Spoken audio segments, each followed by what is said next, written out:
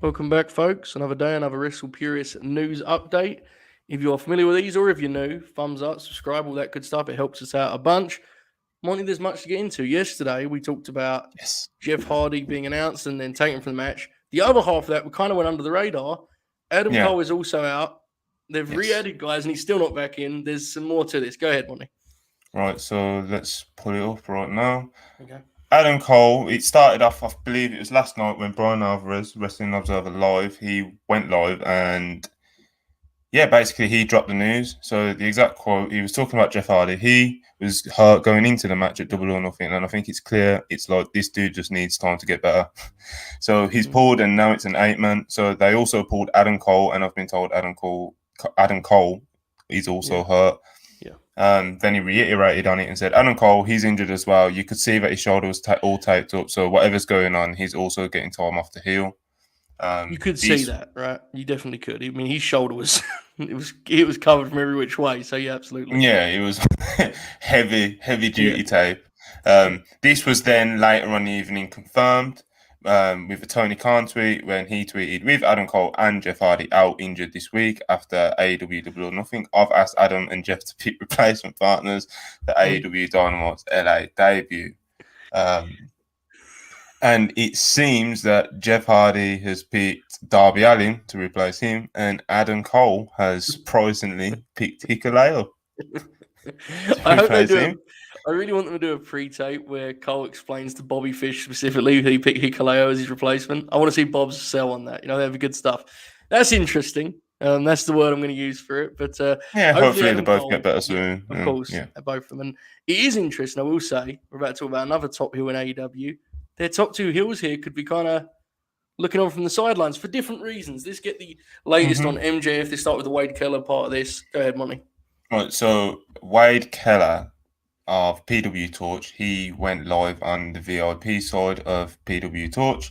I believe this was the day after Double or Nothing. There was a bit of a delay in the catch-up with myself and the rest of wrestling media catching this. Obviously, with it being behind a paywall and stuff like that, it made it a little bit more awkward. So to start off with, the way it was portrayed, this is what Wade Keller had to say. The way it was portrayed to us is MJF was in no place to be in public. This is regarding the FanFest event. He was in no place to be in public. He was in a bad place. And so it seemed, if not mutually agreed upon, it was pretty obvious to everybody that it would be good for him to not make a public appearance yesterday. So, obviously that's very vague. Right. He was in no place to be in public. Like, some people could jump to conclusions with that. He could have just been angry after an argument with Tony Khan or something. Right. He could have been anything. Who knows? Like I said, it was pretty vague. He also went on to say that this weekend was circled as a significant one with the AEW MJF situation. As the weekend was approaching, people in AEW were hoping that Tony and MJF would sit down and hash out their differences. There was just hope that cooler heads would prevail. Moving on. Talking about both men's, kind of feelings towards the situation and how they've been dealing with it. It says, Tony Khan on social media can come across sometimes as defensive, but his demeanour otherwise, at least from anything anybody's seen that I've talked to, is pretty calm, cool and collected. MJF is a little different. MJF gets really worked up, and by all accounts, he's been so worked up that he's become sort of withdrawn and bitter to observers and people who have been around him or observed him at Dynamite lately. I think it's important, and look, I don't want to speculate on the first part of Wade's comment. Do you think we lose sight sometimes? He's not a kid by any means. MJF's a young guy, though, and he's a young guy with the world at his feet, and I think that's really he's like our age. Right. And look at the state I'm in. It's difficult. Right? I do think that's a factor here. And I don't want to patronize him. He's not a kid, but this is a lot. There's a lot going on here for this guy. So, yeah, it's interesting. But carry on.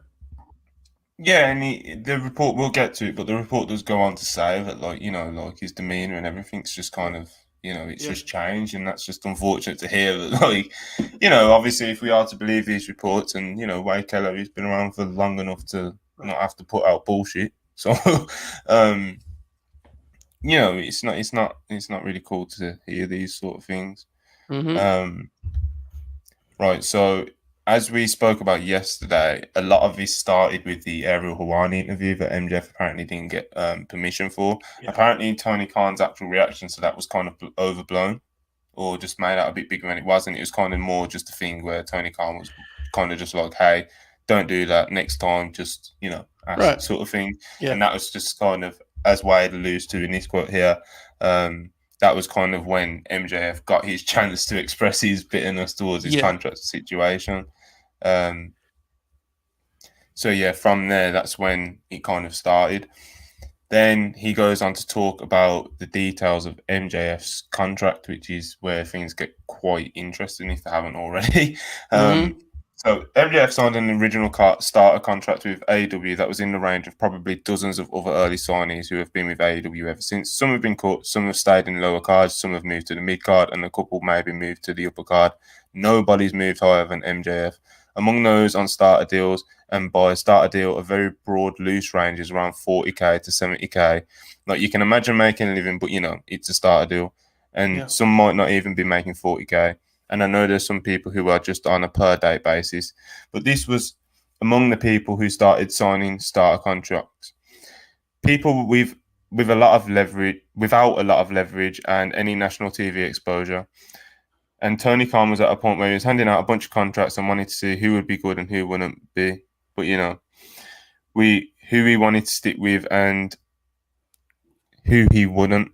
And so a lot of money goes out to a lot of people when you get that starter contract. And the idea is for Tony, when they come to the ones who deserve it, will get a raise when it comes to it.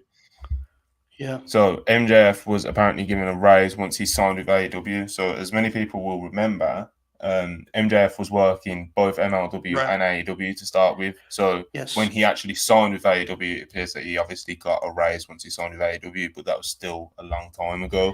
Many signings ago is the key, right? Many signings. That's the key, it seems, with this. So he's making substantially more than a starter contract, apparently like hundreds of thousands of dollars, but it's modest in compared to contracts of more of half a dozen free agent signings AEW has made over the past year. Goes on to name Christian, Mark Henry, Malachi Black, Adam Cole, Bryan Danielson, CM Punk. And he said he knows he's leaving off a few more. All of them are making more than MJF right now. Like I'm told that with confidence. So yes, he got a substantial raise percentage-wise, but it's modest compared to the contracts of more of half a dozen free agents just in the last year that AEW paid, including wrestlers nowhere near stature, top-tier main event star and ratings draw. I think everybody would agree Bryan Danielson and CM Punk deserve more than MJF. You would argue Adam Cole should probably be in the ballpark if he is paid more. It's not a huge deal, but MJF has been way more valuable to AEW than Adam Cole. If you look at Christian, Malachi Black, Mark Henry, he's obviously worth more, and he's been worth more to the company, and he's just not getting paid near what they're getting paid.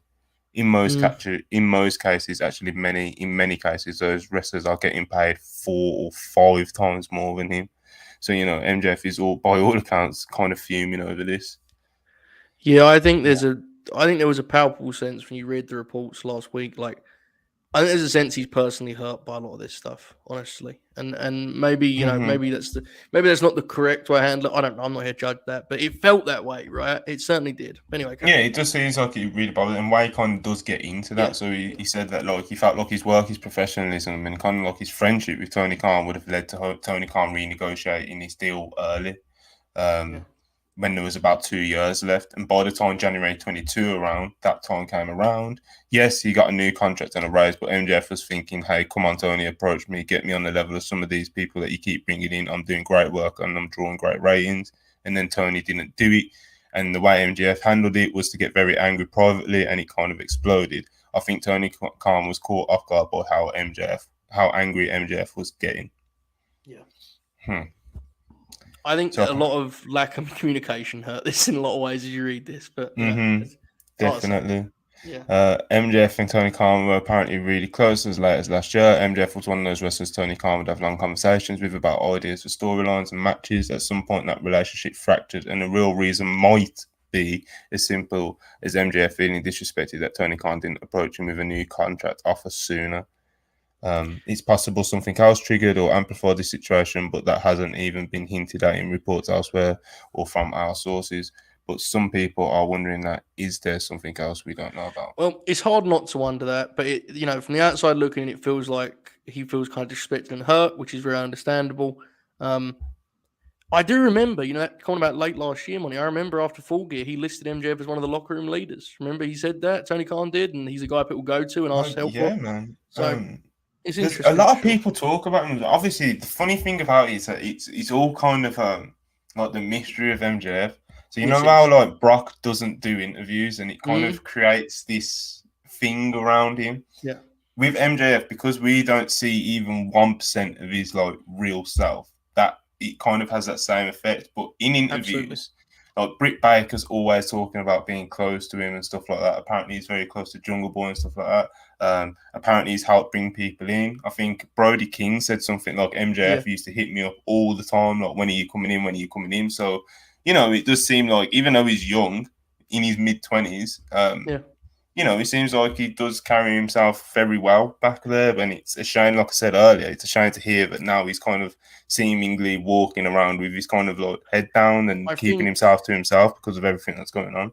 we'll explore this in a long form one day, but I think this is a really interesting case study of keeping character in 2022. I think people are believing stuff about this story exclusively based on the heel character MJF. I truly believe that. I think there are misconceptions about this story that are based exclusively in who he is on TV. And maybe in some Yeah. ways that has like incredibly kind of undone him in a narrative regard. But I look, just I love the strange. commitment, man. Oh, It's I just respect it, but I think you know what I you've mean, got, right? This is yeah, man, just definitely. I think people were kind of lost on that front. But anyway, still with MJF for a minute. He's been spotted in LA, right? And for Dynamite to ask where it's at. What we got here, Monty? Go Yeah, ahead. so apparently he's been spotted in LA. This was according to PW Insider, I believe. He said people have reached out to them, said that he's been spotted in LA. LA is, of course, like you said, where AEW Yeah, Dynamite is tonight at the Forum. So, big show, big show. at least he's with the crew, it seems. What comes of that will remains to be seen later on tonight, I guess. Yeah, this is And just important week for that relationship for sure. to remain on the Wade report because he touches on Yeah. WWE's interest in MJF, which Yes. of course is a big factor. This is part of the same show.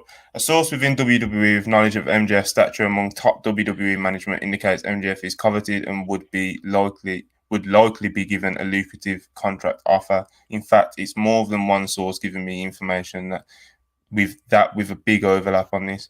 More than one source says the treatment of Cody is more than one source says that the treatment Cody Rhodes has received by WWE on and off air has given MJF a good impression of how he'd be featured in WWE if he were to make the jump. In other words, if Cody was buried or given promises that weren't kept, maybe MJF would be handling this differently. Yeah, that's been felt relevant throughout. Honestly, I think that's definitely a Yeah, factor. of course, definitely. It was always a big. We said this as soon as the Yeah. possibility of Cody Rhodes Yep. going to WWE, or how they handle him will be big for other talent wanting to go over there, Mm-hmm. regardless of them being close to Cody, like MJF is. Yes. Absolutely. If you're an AEW talent and you're not quite getting what you want financially or creatively at AEW, which happens because it's such a large roster, obviously. You could look at Cody Rhodes and be like, yeah, that seems bad. But Absolutely. obviously, like when we done the tweet yesterday, a lot of people were very quick to point out that MJF isn't Cody Rhodes, and that's not, Yeah. MJF is still great, and he's They're definitely different like one for of the sure. top stars in the business at the moment. But everybody's different, and Cody is like he already feels like Mr. WWE, like Exactly. Yeah. he's He's been through the ringer. Yeah, it's different. seamlessly fitting over there. So it's Mm-hmm. different. It's definitely Yeah. different. Everyone's case by case. So Yes. yeah. So one source in WWE has told me MJF is seen as such a commodity that his recent intractable behaviour on and off air with AEW wouldn't deter Vince McMahon from making him a lucrative offer. Obviously, then he knows that falling out with AEW could obviously take away considerable Right. But leverage. I think that part people were just doing too much, right? Like this idea that Vince was going to see it and be like, "Hang on a second, pull the offer." Like, nah, man, he's got money waiting for him for sure. He did note that he said now maybe that changes a little with the bit of headache that he got from the Sasha Banks and Naomi situation, but maybe not. just don't do it to them, brother. That's the way they see it, I think, honestly. But Yeah, it'll be interesting. Many definitely. more updates ahead, I sense, with MJF. Let's Yeah. stick with the Sasha Naomi story, which is was obviously dominated the news a couple weeks back. What's the latest? So apparently there's no end in sight for the suspension, which I don't think is too surprising for anyone, Right. considering it hasn't actually been that long yet. But apparently the communication between there hasn't been much word of any communication sides, if any, between WWE and the two sides. So, WWE had cancelled upcoming travel plans they had for both women starting last week when the suspension happened. Sean Ross Sapp, Fightful, also touched upon the report that Dave Meltzer said that he put in the newsletter stating that the pair suspension is without pay. Fightful were unable to validate that report, meaning confirming it. Although they did note that one higher up in WWE that they spoke to doesn't believe that Naomi and Sasha Banks' contracts would be frozen if they're not being paid, which was a question that was coming up fairly frequently. Yeah. So,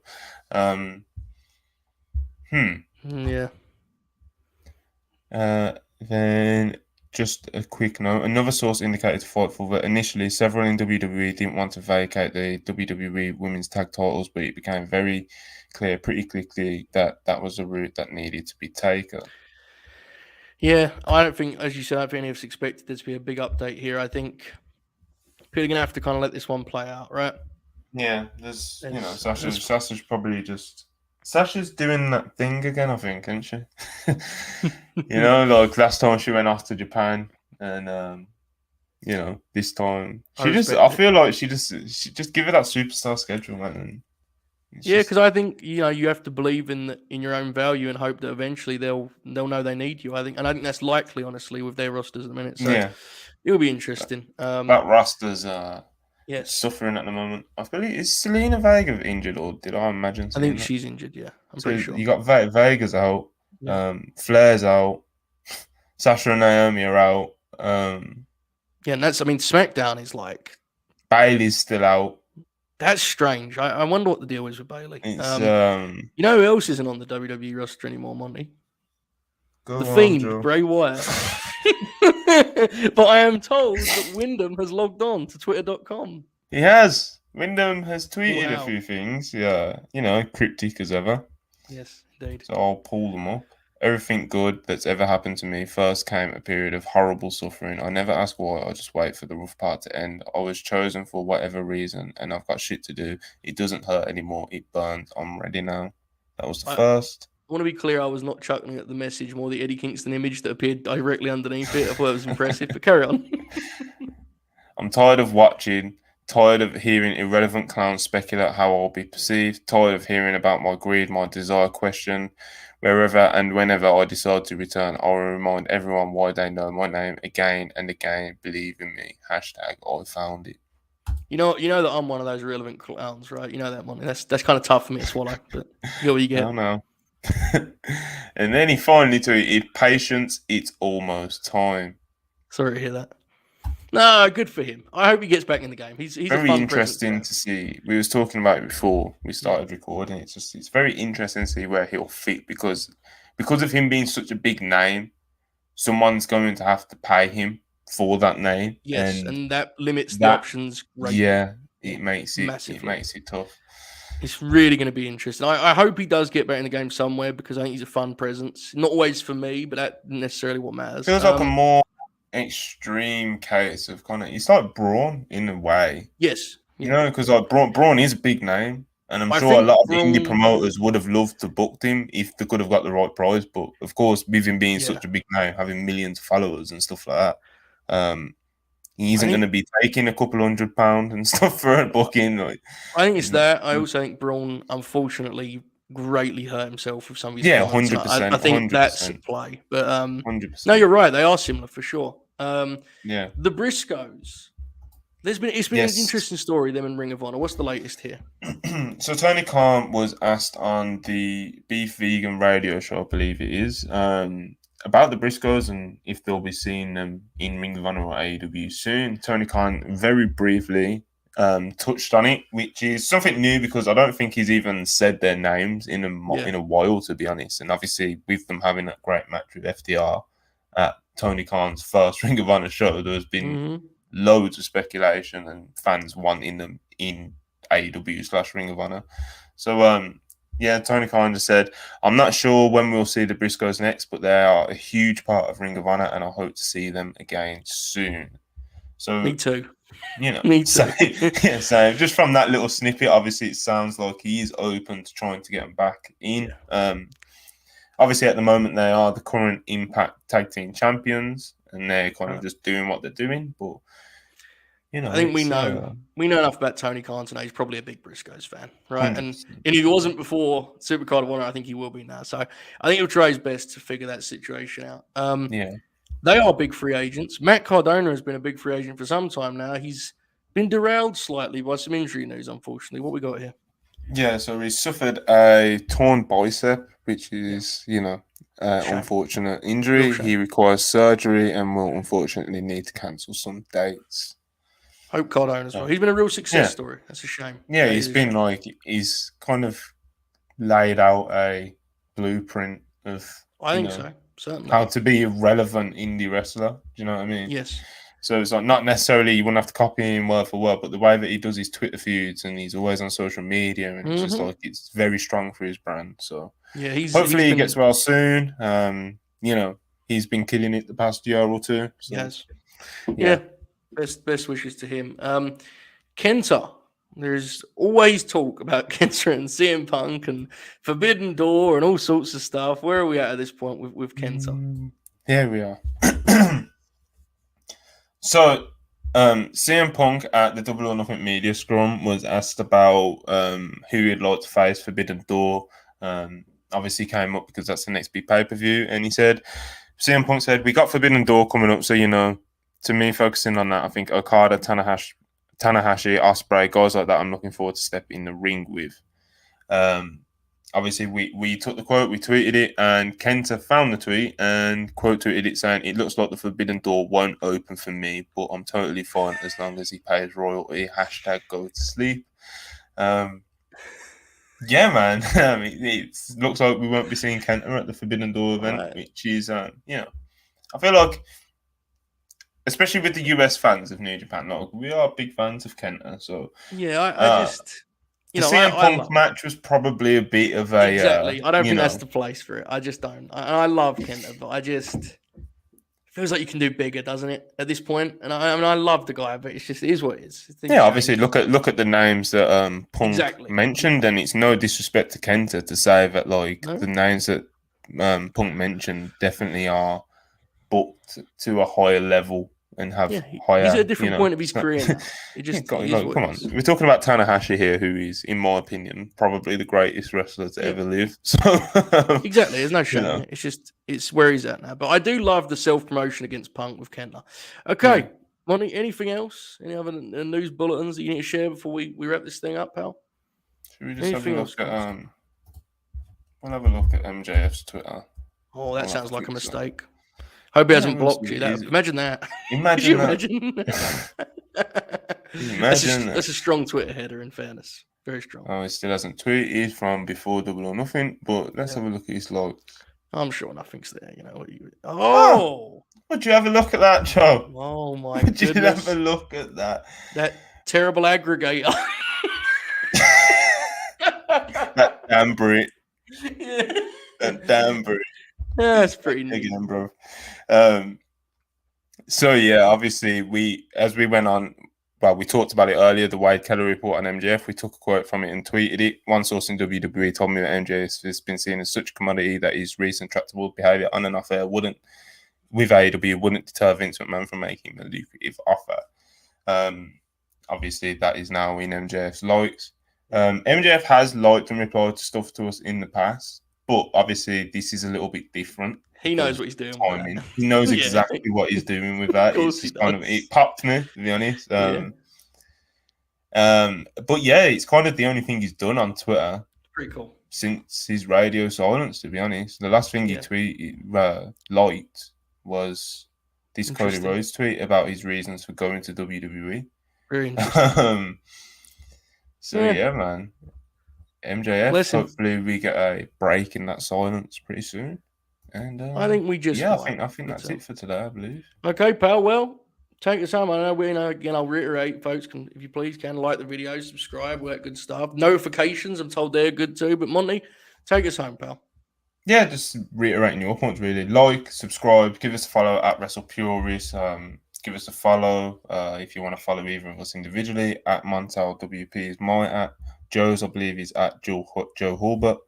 Yep. And yeah, I think that's it. And we'll probably be checking back in either later or tomorrow. Yes. So yeah, have a good day, everyone.